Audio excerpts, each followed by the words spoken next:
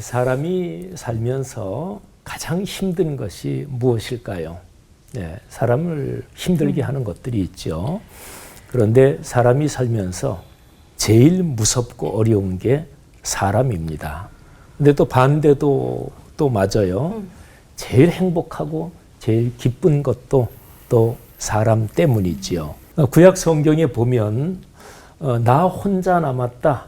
이것 때문에 너무너무 힘들어한 그런 사람이 있었습니다.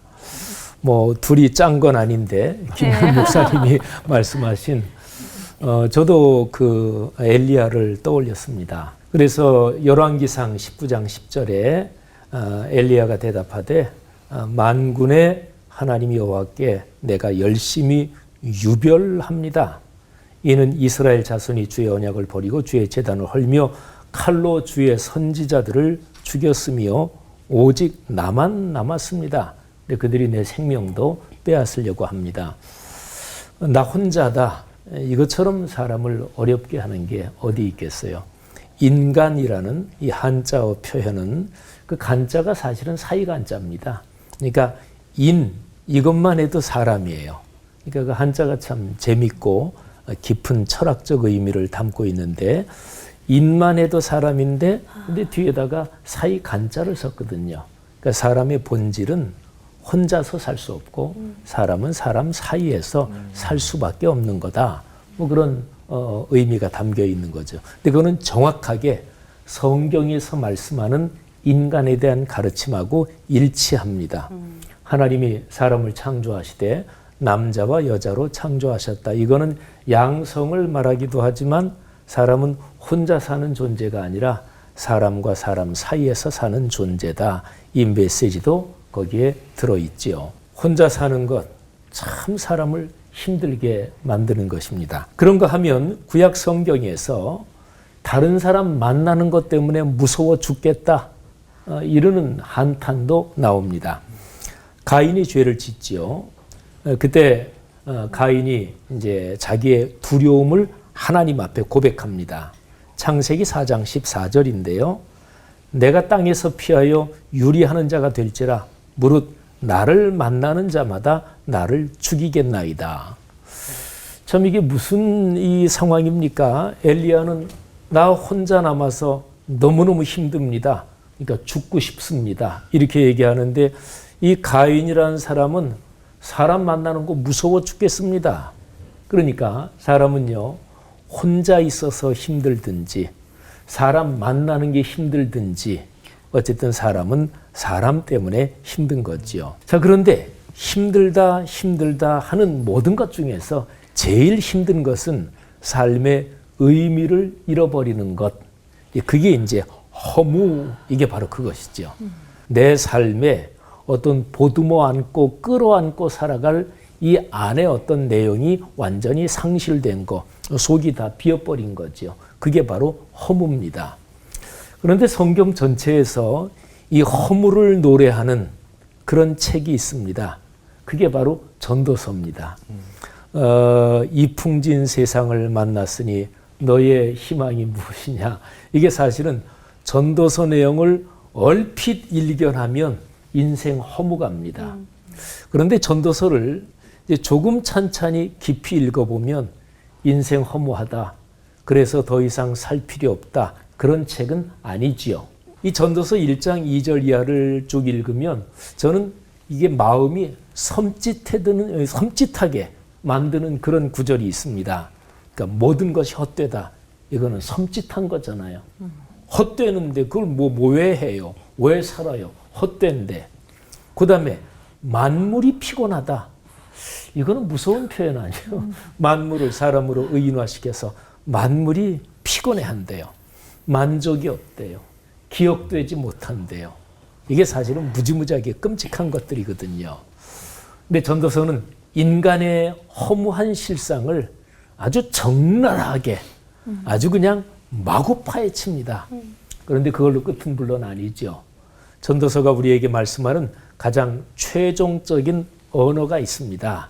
그는 바로 전도서 12장 13절 14절입니다. 저는 늘 이 전도서 이 마지막 이 구절을 기억하면서 야 이거는 암송하기 무지무지하게 좋다. 그러니까 장절 말이지요. 12, 13, 14 그렇잖아요. 12장, 13절, 14절. 자, 전도서의 마지막 결론을 한번 같이 들어봤으면 좋겠습니다. 일의 결국을 다 들었으니 하나님을 경외하고 그의 명령들을 지킬지어다. 이것이 모든 사람의 본분이니라.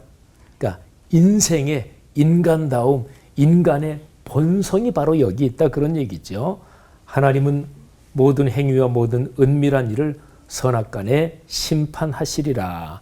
아멘. 아멘. 그러니까 인생 살아가면서 가장 중요한 것은 하나님을 예배하고 그 하나님의 음성에 귀를 기울이고 그리고 하나님의 거룩한 말씀을 묵상하며 사는 것이 가장 좋은 것이다 하는 거죠. 하나님의 말씀을 붙잡고 하나님을 예배하며 사는 삶이 불안과 허무 그리고 우울을 이기고 사는 그런 길이다. 이게 성경의 가르침이죠.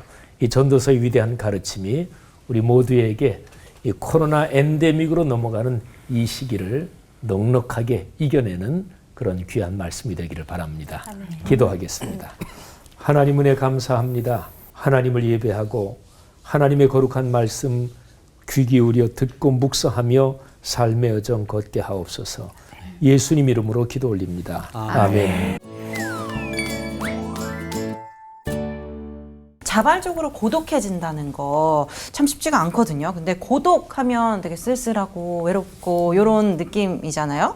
근데 영혼의 고독이 어떻게 삶의 무의미를 넘어서게 할 수 있을까요, 재영 목사님? 그리고 예수님과 고독 어떤 관계가 있을까요? 고독이란 뭐냐? 하나님과의 관계를 다시 찾기 위해서 내가 소유했다고 생각하는 것을 좀 버리고 내려놓고 떠나는 거죠. 그래서 하나님이 아브라함에게 내 고향과 친척과 아버지 집을 떠나라.